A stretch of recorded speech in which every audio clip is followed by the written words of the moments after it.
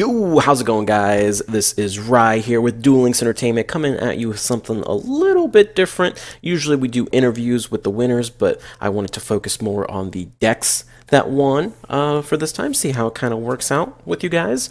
Battle Phase Monday, we had Desperado Barrel Dragon winning the tournament, so I figured I would go over the deck a little bit, kind of explain some of the deck or the card choices that were played, and kind of give you guys an update on how this deck, this was an old meta deck that is now kind of seeing a slow resurgence in play. So, kind of keeping our eye on it, see if it ends up going anywhere. For example, the Neos Invoke deck is now a deck that is on the tier list. It's tiered. It's winning tournaments left and right. High cash prize tournaments, free tournaments, tournaments all around. And it really got its first break in Battle Phase, where we saw it absolutely come in and clean house with Battle Phase. I think it won like 2 or 3 tournaments before it won like any other tournament in our tournament. So let's see what we got here for Desperado, see if that's going to be a similar story for them, or if this is more of a one-off type situation. Let's see. We're kind of going to keep an eye on that. So obviously the deck revolves around Desperado Barrel Dragon. When a Dark Machine gets popped, it gets to summon itself, and then when it is discarded or goes to the graveyard or anything like that, you can search any monster that has a coin flip effect. Pretty straightforward. The old strategy with this deck was just you bring out Desperado Barrel Dragon, he destroys everything, you win the game, And it wasn't until Gamersupps came out, and Gamersupps can't be destroyed by card effects, and that's when things started going south for this deck. So, kind of looking at what the core strategy is now, they've introduced Machina Fortress, which is super neat for Desperado specifically, because if you can discard machine monsters in your hand up to level 8 to special summon this card, which is super cool, because if you just discard Desperado Barrel Dragon, you can summon this just for that cost, and then you trigger its effect to search any card. So, for example, if you're going first, and you have these 2 cards in your hand, you can summon your Machina Fortress, search out something like Misjudge, which, if you still have all your coin flips, is a guaranteed negate. And then you special summon the Machina Fortress, you summon the Misjudge, bam, turn 1, you have a negate ready to go before your opponent can even do anything. Obviously, the old version had a bunch of counter traps in it, and this one has significantly less counter traps, so having that negate power is super strong in that regard. Alternatively, you could also do a quick little funny OTK where you discard the Barrel Dragon, summon the Machina Fortress, add the Twin Barrel Dragon. The Twin Barrel Dragon goes in, pops a card. If it's just a defense mode monster with nothing else, you have lethal right there, barring a Sphere-Kribo or a Kiteroid. Super, super cool stuff to go from there. The other big major change is the Plant Plimdensdew. I have no idea how to say that. We just call it chlamydia for short here. But this is the Cocytus out that this deck has been wanting for a long time. Again, this just takes any dark monster, so any of your Desperados or any of your Desperado minions, essentially. Or even itself, you can do it with itself as well. Brings out the boss monster. The boss monster once per turn, level 7 and below, you can banish if you wanted to do that. So that's good just all around in general, just banish monsters. And then more importantly, when you swing, it can get boosted by 1,000. Your enemy gets reduced by 1,000 attack and defense. So, or I'm sorry, just attack, not attack and defense. So that's just 3,500. Easy out to Gamersupps. Even if they have to go through their Alistairs, at least they're burning Alistairs where you couldn't burn Alistairs before.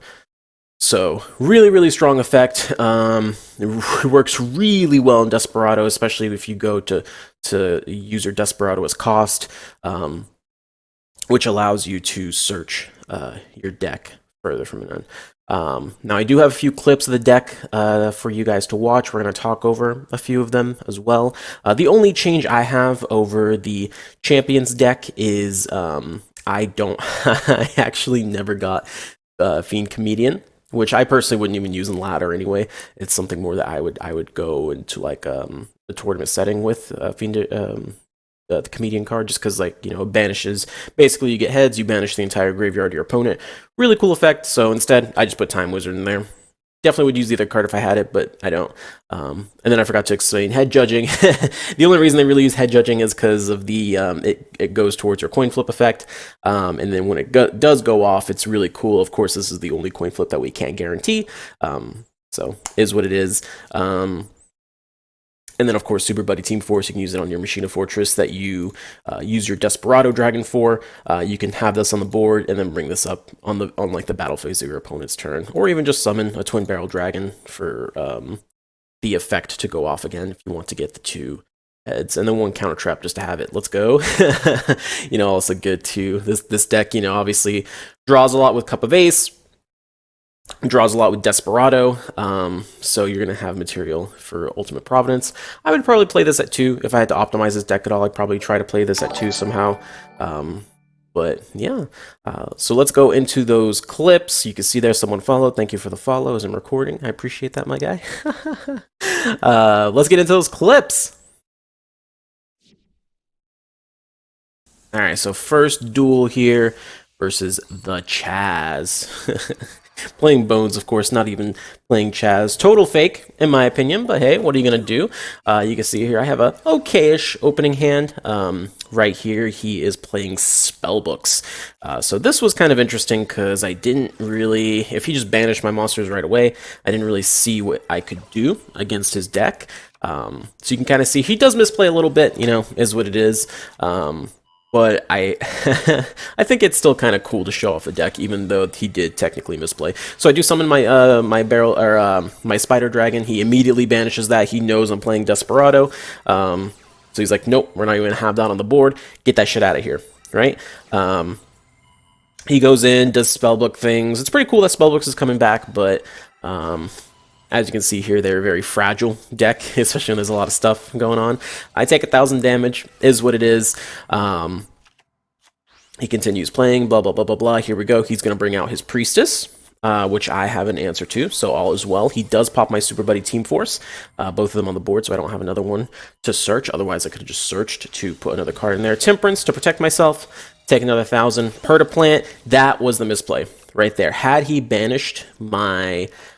initial summon of the Pertaplant, I would not have been able to really do anything at this point. But because he didn't do that, I was able to actually come back in this duel pretty majorly. So you can see here, I summon him a Pertaplant, I go for the banish, he goes for his own banish, and I'm like, all right, Super Buddy Team Force, just to bring back something on the board to protect myself with, just in case. I do wall off the other blue boy, so I didn't want to, like, get hit with anything, like if he summons a another Priestess, he'd have to swing with the Priestess or pop the Priestess first, or whatever the case may be. Or not Priestess, Silent Magician. He'd have to swing the Silent Magician, then the Blue Boy after. I only had 2k life. At this point, I was desperate. You have to do what you got to do, right? So that's kind of the field we're in. And if I figured if he didn't have any monsters, hey, I could go for another fusion next turn. Let's go. You can only use the effect once per turn, so that's why I didn't summon another one right away. Anyway, so we keep going into the duel. You see here that he still has Fate plays ready to go. Goes for the Spellbook of Power, says, nope, I am not allowing you to wall me off. My blue boy will go over your boy. I am down to 1,100 life. Like, it is looking bad. Misjudge, Spellbook of Fate. I get the heads. You can see here I have not used my heads yet at all, so this was guaranteed. I had no fear whatsoever going for this.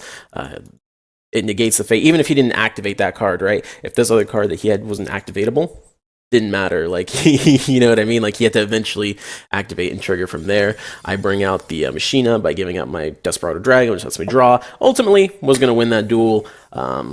Super cool duel. He did misplay. I don't think I would have won that duel if he had not misplayed, because had he banished the Chlamydia, I would have been in a very terrible position for sure.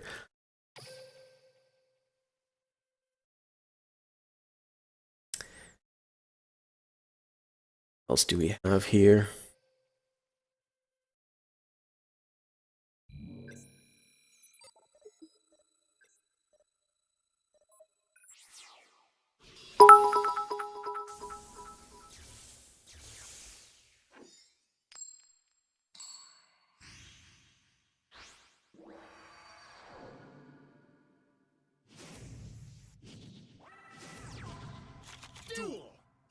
That ain't it. All right, guys. So I hope you enjoyed that little clip of a quick duel that I did with this deck. I think this deck is super cool. It is kind of luck reliant, a little, you know, obviously anything that's coin flippy deck is a little bit luck reliant. After your 3 guaranteed heads, it's really up in the air if you know what'll happen beyond that point. And even then, things like head judging are super interesting. If I had to kind of estimate, I don't think this is going to have as much of an impact as something like the Volcanic Neos when it was first discovered. But, you know, we will have to kind of keep our eyes on it and see where it goes from there. The only thing that I want to kind of see out of this deck, the thing that kind of concerns me, is what does it do against Dark Magician? That's what's on my eye right now. So hopefully in the coming days we'll see how this deck fares against something like Dark Magician. If Dark Magician itself will just, you know, it's already kind of dropping in the meta a little bit, so we'll kind of have to see if they go climb back up. If they do climb back up, what does this deck do? Do you start playing Cosmic Cyclone, or what's the plan from there? If you enjoyed this video, please let us know in the comments. And if there is any other types of videos you guys would like to see, please let us know. And then from me and everyone on the DLE staff, I hope you guys have a fantastic day, and take easy.